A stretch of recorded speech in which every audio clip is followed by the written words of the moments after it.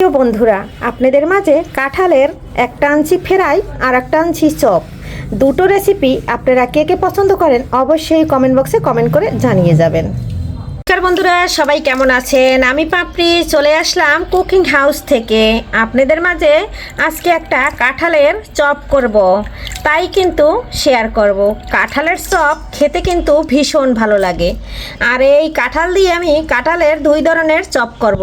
এখানে আমি হলুদ জল আর একটু লবণ, একটু গরম জল নিয়েছি। কাঁঠাল কেটে মাঝখানটায় যাতে কষ বের না হয় সেটার জন্য আমি জল দিয়ে ধুয়ে নিচ্ছি।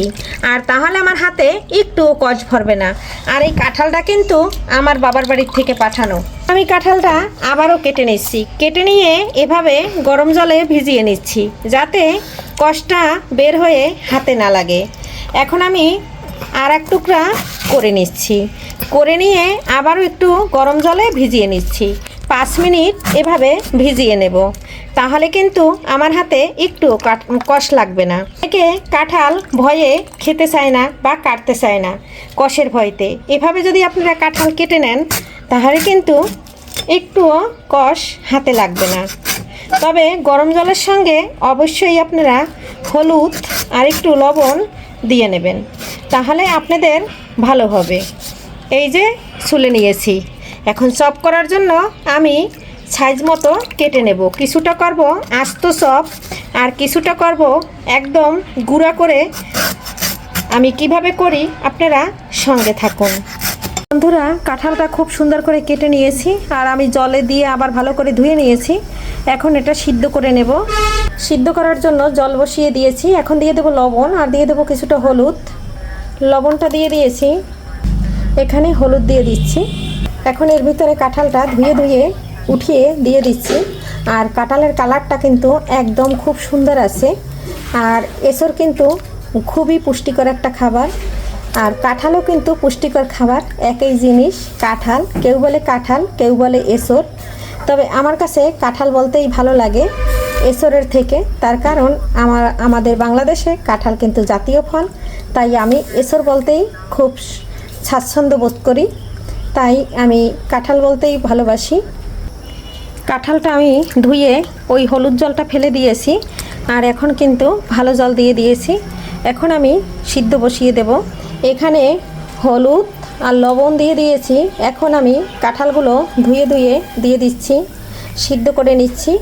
আর এটা কিন্তু আমি এই বড়গুলো হাফ সিদ্ধ করে নেব, তারপরে তুলে নেব। আর ছোটোগুলো ভালো করে সিদ্ধ করে নেব। সম্পূর্ণ কাঁঠালগুলো দিয়ে দিয়েছি। বন্ধুরা, এই যে দেখুন কাঁঠালটা কিন্তু একদম ভাপ দিয়ে নিয়েছি। এখন আমি জালটা অফ করে নেব। এতে কিন্তু কাঁঠালের কালারটা কিন্তু একদম খুব সুন্দর আছে আর একটুও কিন্তু কালো হয়নি। এখন আমি জলটা ছেঁকে ছেঁকে তুলে নেব।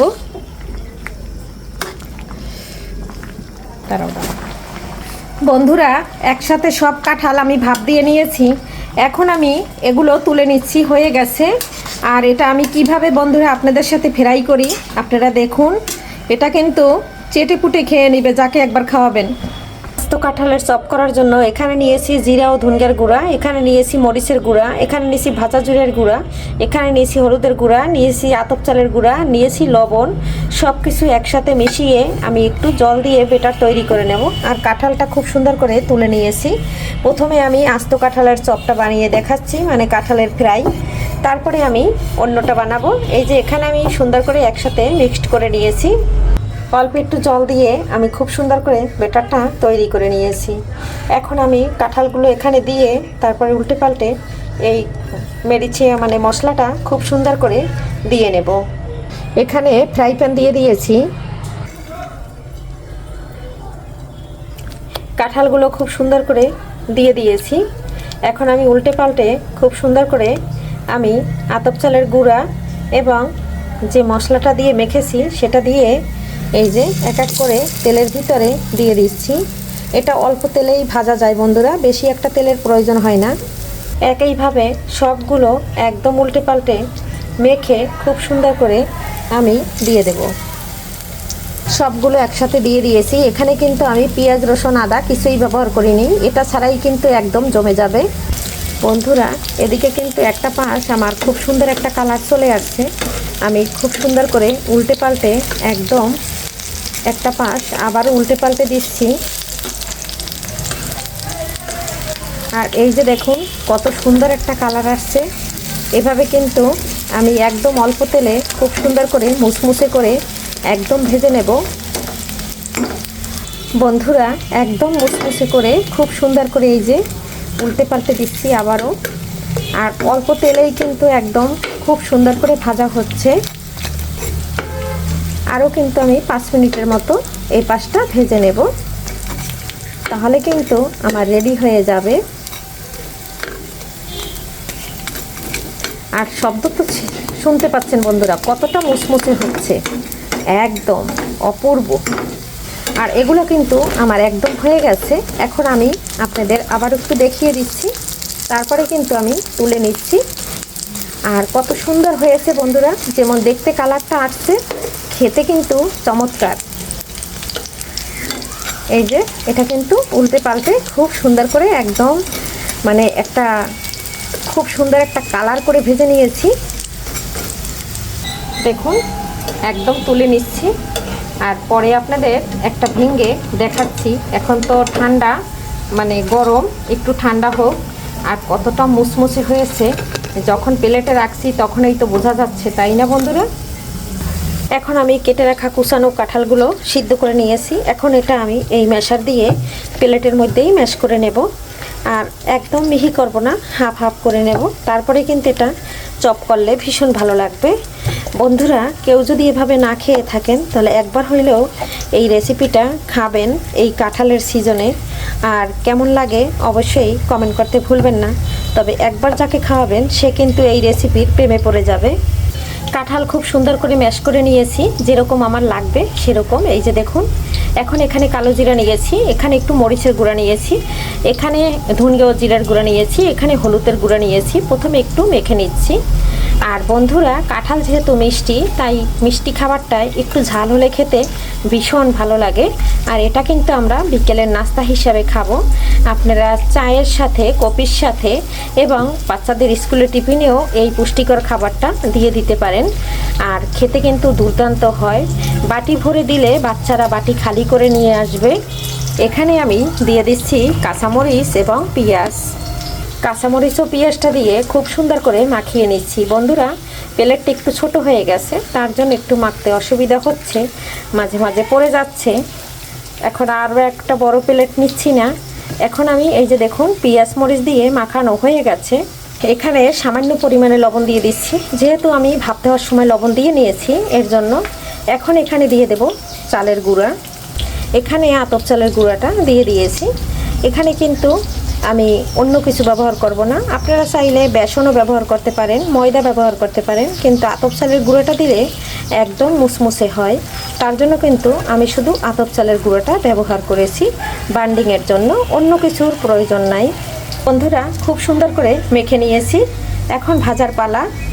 এখন এখানে এই যে অল্প তেলের ভিতর আবারও খুব সুন্দর করে আমি আমার মতো করে খুব সুন্দর করে এক একটা করে দিয়ে দিচ্ছি। আর কত সুন্দর বন্ধুরা বান্ডিং হয়েছে, একবার না দেখলে বুঝবেন না। এই যে দেখুন একদম হাতে লাগে না। এভাবে কিন্তু আপনারা কাঁঠালের কোপ্তাকারি তৈরি করেও রান্না করে খেতে পারেন, দুর্দান্ত হয়। আমি কিন্তু কাঁঠালের কোপ্তাকারিও রান্না করে আমার রেসিপিতে দেওয়া মানে চ্যানেলে দেওয়া আছে, যদি আপনারা দেখতে চান দেখে নিতে পারেন। খুব সুন্দর করে সবগুলো দিয়ে দিয়েছি। আমি এখানে আরেকটু তেল দিয়ে জালটা আমি হাই হিটে দিয়েছি।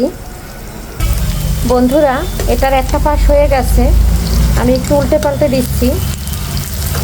আর কালারটা আপনাদের কাছে কেমন দেখা যায় জানি না, এখানে তো কালারটা ভীষণ ভালো দেখা যায়। আর বাহিরের ওয়েদারটা অনেক বৃষ্টি মানে মেঘা মেঘা ভাব। আর এরকম বাহিরের ওয়েদারে যদি থাকে বন্ধুরা মজাদার বিকেলের নাস্তা আর সাথে আছে চা বা কফি, একদম জমে যাবে। তবে আমি কিন্তু রং চা খাই, ছেলের বাবা কিন্তু কফি খায়, তাই তারা খাবে কফির সাথে আর আমি খাবো রং চার সাথে। একদম উল্টে পাল্টে দিলাম। আর একটা পাশ খুব সুন্দর করে মুসমুসা করে ভাজা হবে, তারপরে কিন্তু নামিয়ে নেব। বন্ধুরা আরও একবার উল্টে পাল্টে দিচ্ছি। আর এই যে দেখুন কত সুন্দর একটা কালার চলে আসছে। এখন যেগুলানে বেশি কালার হয়েছে সেগুলান কিন্তু এই পাশে নিয়ে নেব, আর এদিকে আর কিছুটা দিয়ে দেব, কারণ ওই সাইডটা একটু চুলার জালটা কম ওঠে আর এই সাইডটা একটু জালটা বেশি ওঠে, এর জন্য কিন্তু খুব সহজেই খুব সুন্দর একটা কালার চলে আসছে। তাই আমি এই সাইডেরটা এই সাইডে দিয়ে দিলাম আর ওই সাইডেরগুলো এই সাইডে নিয়ে আসলাম। ফাইনালি একদম হয়ে গেছে। এখন আমি এটা চুলাটা অফ করে দিচ্ছি। আর এই যে দেখুন বন্ধুরা কত সুন্দর হয়েছে। একটা সাইডে সরিয়ে দিলাম যাতে তেলটা সব এই সাইডে চলে আসে, আর সবগুলো কিন্তু একদম তেলবিহীন হয়ে যাবে, তাহলে কিন্তু একটু তেলও থাকবে না। তাই আমি এই রকম 5 মিনিটের মতো এখানে রেখে দিচ্ছি। বন্ধুরা এই যে 5 মিনিট পরে চলে আসছি আর একদম মুসমুসে হয়েছে। বন্ধুরা ফাইনালি কিন্তু আমার একদম রেডি। সবাই চলে আসুন, বিকেলের নাস্তা একসাথে বসে বসে খাই। আপনারা চপের সাথে খাইলেও মানে চপ যদি চার সাথে খান তাও পারবেন, এবং যদি টমেটো সসের সাথে খান সেটাও পারবেন। তবে আজকের মতো বিদায় নিচ্ছি, আবারও দেখা হবে নতুন কোনো রেসিপিতে। সবাই ভালো থাকুন, সুস্থ থাকুন, বাই।